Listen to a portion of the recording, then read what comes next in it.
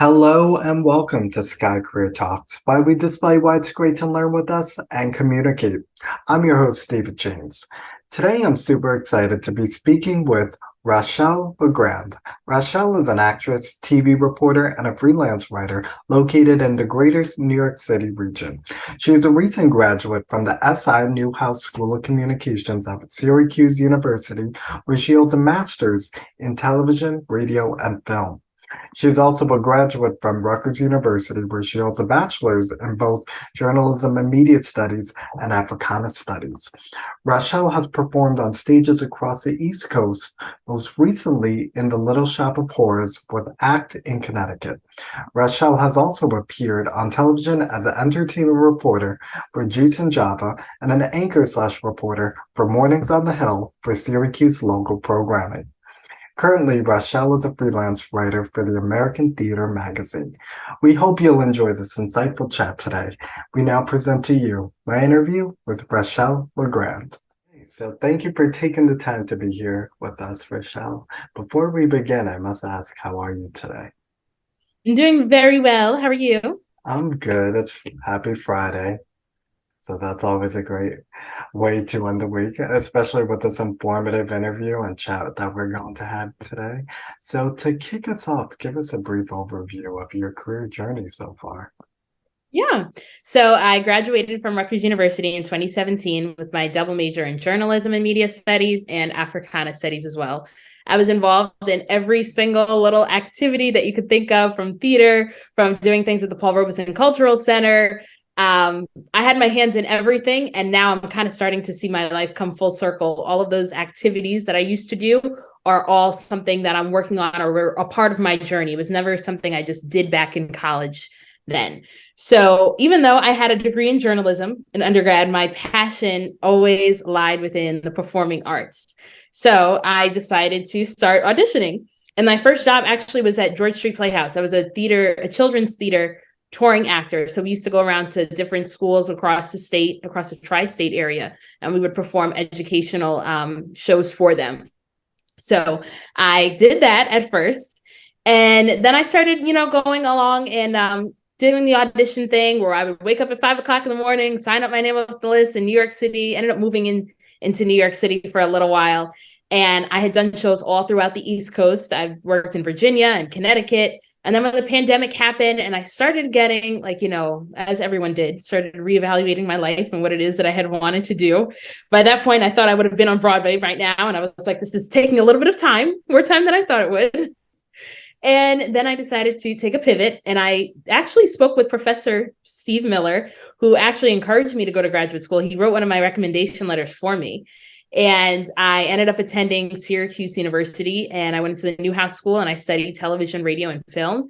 And even though I wanted to get into on-air reporting, I didn't necessarily see myself as a news reporter where I would be waking up at the scene of a crime incident. I'm like, right here, this is where so-and-so was murdered at the scene of the accident. And I didn't really see the fun and the joy in doing that. And considering I had a theater and performing arts background, I wanted to find a way where I could combine those two passions and really my passion of storytelling, whether it's through words, whether it's through writing, whether it's through speaking to somebody or performing.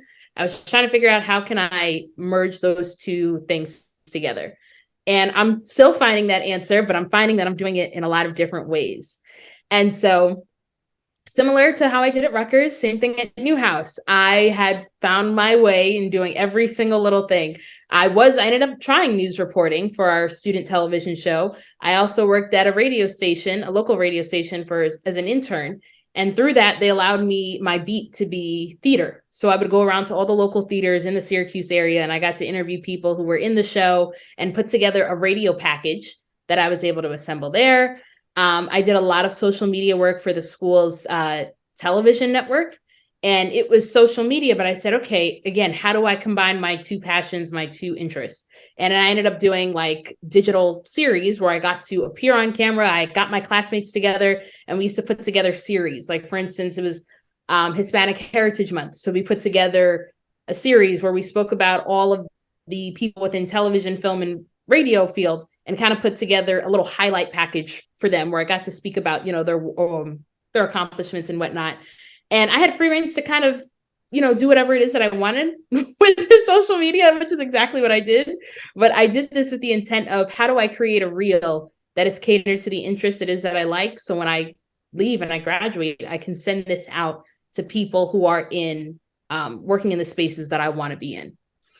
And that's where I'm at right now. So currently, I am also a freelance writer for American Theater Magazine. So again, storytelling through theater. And I'm also going to be a lifestyle reporter in 2 weeks. I'm actually moving to Michigan, where I will be reporting on lifestyle and entertainment content within Lansing, Michigan, in the capital. Wow, congratulations, Rachelle. I mean, just hearing your story, I mean, I can definitely see the journalism side, but the theater side and the performing arts, but also on having that on-air reporting skills. You're seeing the intersection between all of that, right? Being able to tell stories and being able to engage and entertain the public and the community through telling stories. I mean, I love that. So, I must ask, what does a normal day look like for you? Or rather, it goes against the traditional model, right? Yeah, for me, every day is different, especially right now. Previously, I worked full time at Miss Universe. And so I'm technically not full time anymore. So my day to day today, I kind of woke up whenever I felt like it today, which is not normally a day for me.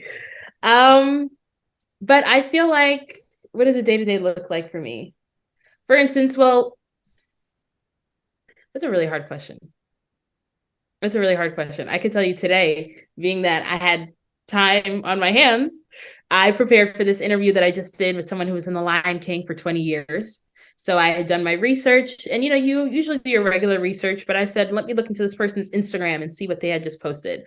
I looked back into YouTube and I said, let me find some old interviews.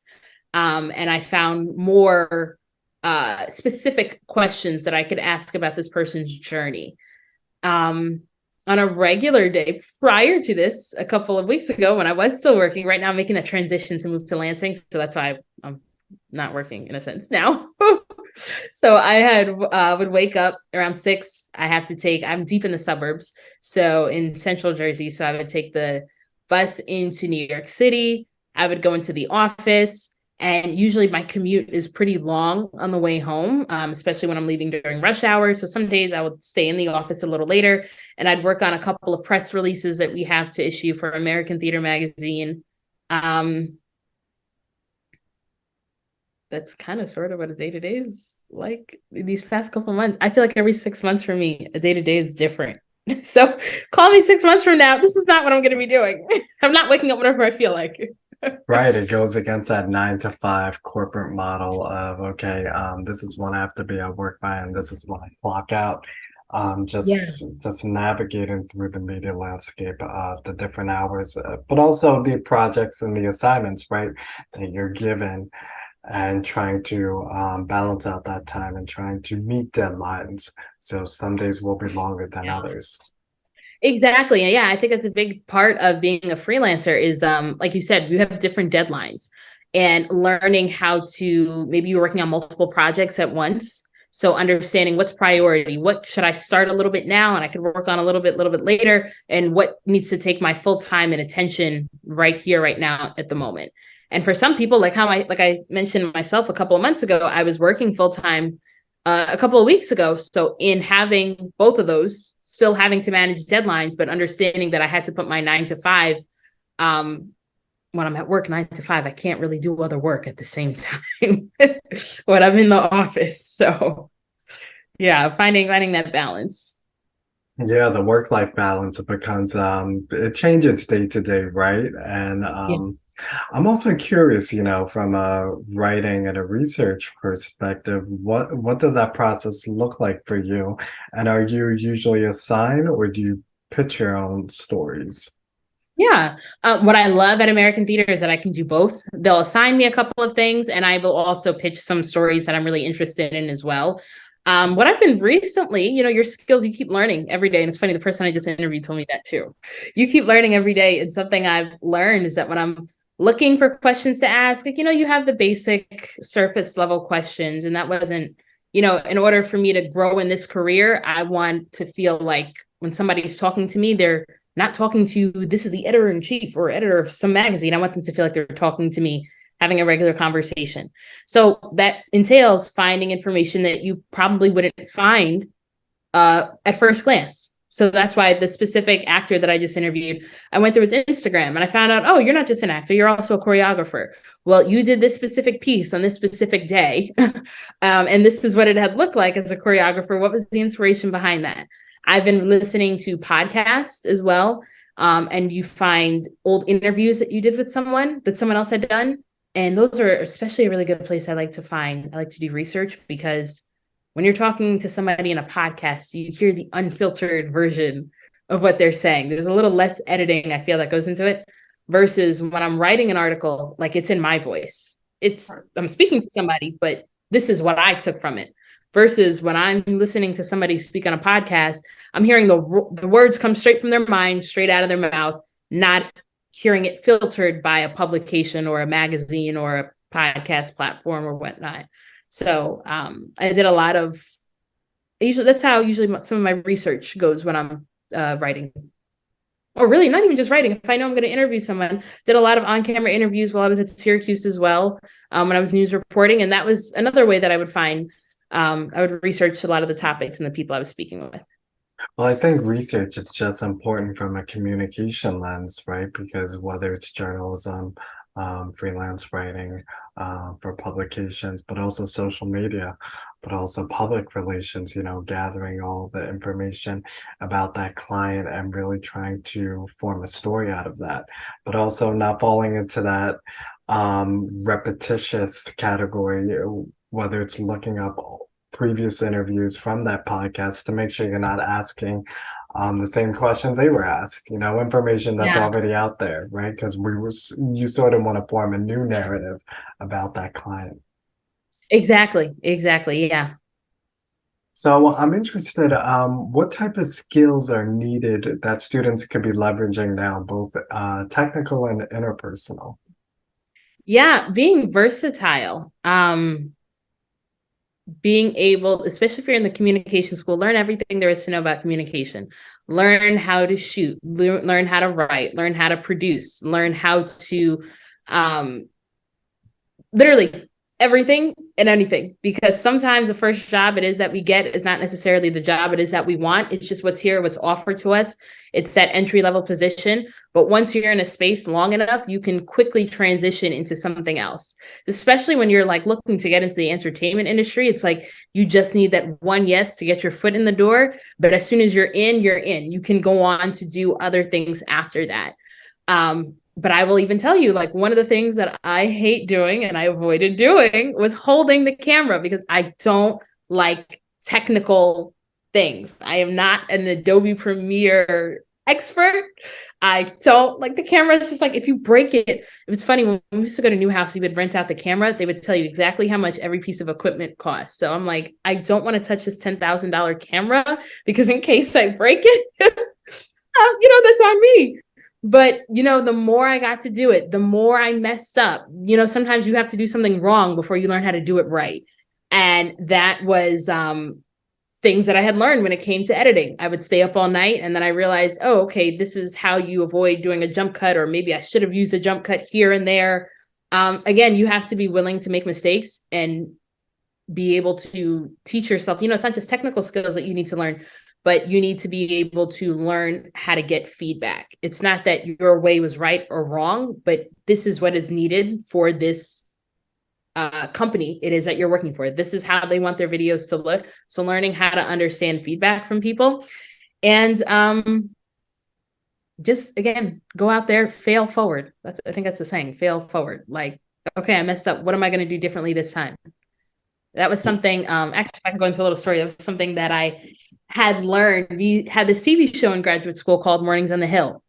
And this is how I knew for sure that I was like, this is definitely what I want to do. Because every day that I would come in and I would mess up something on my package, or maybe I messed up something on air, or one time I thought I had lost my entire interview that I had done, and it was the day before class. We were about to go live on television, and I thought I had lost my entire package, my whole interview. But every time I had a bad day, it just made me want to get better. And I didn't feel like, okay, I want to throw this whole career away. Maybe this isn't for me. I said to myself after we had our post-show kind of notes where we spoke with our producer, all I said to myself was that, okay, I messed up this time. Why don't I start? What am I going to do this week to be better? Maybe I need to schedule my interviews quicker. Maybe I need to make sure I have 2 backups this time. So just in case one falls through, I still have another one. Maybe I can go back and get that other interview for the week after if the story is still relevant. That's how I feel like a lot of times when I was in college, even though, my biggest passion was the performing arts, I still kind of struggled. What is it that I'm going to do? What am I going to apply for? What jobs am I going to have? And, you're always going to have a bad day at work. But if that bad day makes you say, I want to quit my job, I hate it here, then that's how you probably shouldn't. This is probably not something you want to pursue versus, okay, I had a bad day, but this is what I'm going to do. If you're telling yourself, okay, what are we going to do next time that I'm not going to make this mistake again? That's how you kind of can figure out what it is. You decipher how you feel on a bad day is what I'm trying to say. That's how you know what industry you should go after. And speaking to those learning moments and moments of scrutiny, what would you say motivates you or drives you or perhaps a favorite part within this industry? What motivates me is knowing that this is not where I am right now. Is not my end goal. So until I get there, I'm going to stay motivated. I'm still going to want to keep, I know what the end goal is for me, and I know I'm not there yet. And I've learned to kind of like give myself grace and understand that things take time. Oprah wasn't built in a day. She wasn't built overnight. Neither was Beyonce. They didn't become the people that they are, within a day or overnight. And so that in itself motivates me and drives me. And my favorite part when I know that people are always like watching you. And you don't want to do things so that you get like a pat on the back. But when you get one, you feel kind of good. Something that the person I just spoke to, he told me he's been doing press junkets all week. It's the 25th anniversary. He's in The Lion King. And he told me he's been doing interviews with people all week. And he said this was the most fun that he had when I spoke to him. And that made me feel good. Like, okay, this wasn't just a regular interview that you did. Next interview. You were having fun as you spoke to me and you enjoyed it. What else makes me excited is that, when I feel like my hard work is seen, it's appreciated, I guess I can say. Yeah. Right. As storytellers and even performers, we want to be valued. You don't want to be too validated. You can't put all of your validation within the audience because tomorrow people could hate your work too as well. You know what I mean? But just a little bit feels kind of good. It goes a long way in building that momentum and that motivation for the whole week, perhaps, or just waking up. Yeah. Yeah. Especially when you're going through the motions of something over and over again. And then someone said, hey, I saw your package. It looks really good. Or I read your article. I feel like people don't want to read nowadays because they're just too long. But somebody reads the whole thing and they say, hey, I love this story that you did. That makes me feel like, wow, so you really took the time to sit here and read the story that I told. And I'm glad it touched you. It made you want to reach out to me after. Absolutely. Even when they reference the article that you wrote or even the headline, just having someone just glance into your byline, and it really does go a long way in making you feel appreciated and really motivating you long-term from a long-term vision wise and goal wise of where you're going. Yeah. So how does one get into this field? I'm very curious. Is it through having a portfolio, a website, or building a reel? But also on the social media side, what do you think about having a presence on LinkedIn or Twitter or Instagram? Yeah. In order to get into this field, I'm telling you, it's network, it's connections.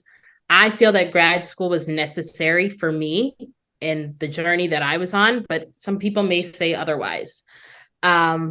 I feel like a lot of, and it's not always just networking with the people above, but something, Issa Rae has said, you network with people across. Before I had gotten this job in Michigan, I was talking to another girl that I graduated Rutgers with, and she was trying to help me get a job at the place that she previously worked at. When that didn't work, she was trying to help me get a job at the place that she currently works at as well when a role had opened up for me. It's a lot of networking, and the key that I learned is you don't network when you need a job. You network 24/7. You're always constantly talking to people. I'm always speaking to people and, hey, can I set up a meeting? I just feel like what you do at this job is really interesting. I'd like to just know a little bit more about it. And, sometimes people won't have the time to be able to speak with you, but when they do, and you make it worth their while when you're speaking to them, they'll remember you when the time and the opportunity comes up. A lot of times we kind of like, okay, there's this opportunity, but how do I talk to somebody about it without feeling like I'm using them? So you don't wait until you need the opportunity. You prepare yourself for these things that, get ready, stay ready, so you never have to get ready. I definitely think it's important to have a website, depending on what it is that you do. For me, I'm still like revamping my website. And that had even helped me as well as an actor. I have a tab for my acting work, a tab for social media, a tab for my writing work. So when people know you, they know who you are, they know what you do. And I'm still working on getting my social media there as well, because a lot of times when we're thinking about it, when you need something, you don't go to Google, you go to TikTok, you go to Instagram. When I'm looking at a restaurant, the first place I look at is, what does it look like on Instagram? What are the reviews like on TikTok? So the more places that you put yourself out there when you want to make a presence, the easier it is, again, for those opportunities to come to you before you're seeking them as well. Yeah, no, absolutely. And I think it's so important what you say about creating that presence, but also going back to networking. It's a 24/7, but it's also relationship building your community and making people feel flattered and heard, because people want to be able to talk about their journey rather than, hitting them up at a moment of when you need a job. Yeah, exactly. And learning how to, like you said, cultivate that relationship. It's okay, I had that one meeting with you, but hey, I saw you did something in the news, or I saw that your job had just created, on LinkedIn, when something happens at somebody's work, they'll post about it. So just giving them a congratulations. Hey, I just wanted to reach back out again. And again, you think people aren't watching, you think people aren't noticing, but you'd be very surprised how people are very attentive and are paying attention to these kinds of things. And again, at the moment that you least expect it, that's when those opportunities come towards you. Absolutely. And I think students could be practicing those skills now by reaching out to people just from an interview and a research perspective. If you're a sophomore, junior, senior, or even making that pivot in graduate school, just reaching out to people, wanting to learn more about their career, their journey, the different positions in the industry, and kind of figuring out for themselves where to go. And by doing that, you're building that connection and that relationship in the process. Yeah, actually, to pivot off of that, when I had left graduate school, now granted, they weren't full-time opportunities, but it was 4 different opportunities that I had that were offered to me. And those, I didn't apply, I think I only applied for one of them. And the others just came from referrals. So in having conversations with my professors, and I'm explaining to them, this is what I want to do, what advice do you have for me? When the opportunities came to them, they came directly to me and said, hey, do you want this job here? Hey, are you interested in interning here? And then the ball was in my park. And then I was able to decide what it is that I wanted to do, rather than just, well, this is all I have in front of me. This is what I end up, this is where I have to go. This is what I have to do. Absolutely. So to end, are there any lasting words of wisdom that you can provide students, or perhaps your younger self? Wow, my younger self. I would definitely tell myself that, we make plans and life is not going to go to as planned at all. Like I said, I thought I'd be on Broadway right now, and I'm not. But it would be also just to kind of capitalize on all the skills it is that I had. Even though this is what I want to do, this is not the only thing I can do. I kind of wish I started freelance writing while I was acting as well. So just take time to learn everything. And even when you realize this is something you don't want to do, that's that in itself is helping you as well. Figuring out what you don't want to do is just as helpful as figuring out what it is that you do want to do.